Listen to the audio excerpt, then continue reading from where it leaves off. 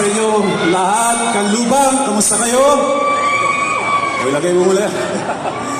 Ayan, well, una sa lahat, nagpapasalamat ako sa mainit ng pagtanggap sa amin dito.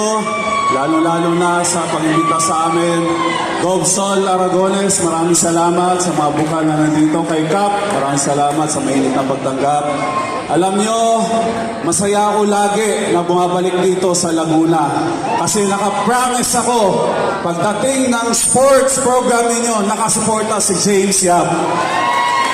Kaya nandito kami ngayon, excited na mabahagi namin ang aming kaalaman bilang isang PBA players.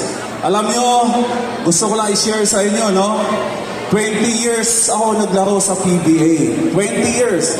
Pero hindi basta-basta maabot yun. Ano bang ginawa ko? Nagsikap ako, nagtsaga ako para maabot yung pangarap na yun.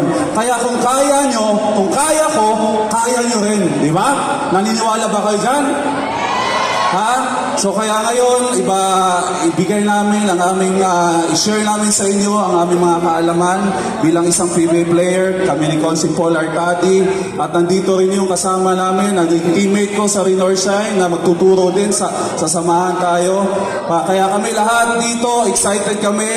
Kaya Laguna, Barangay, Kanlubang, maraming salamat ulit sa inyong mainit na pagtanggap sa amin. Sana makabalik kami lagi dito sa Laguna. Maraming salamat and God bless you all. Thank you. Maraming salamat.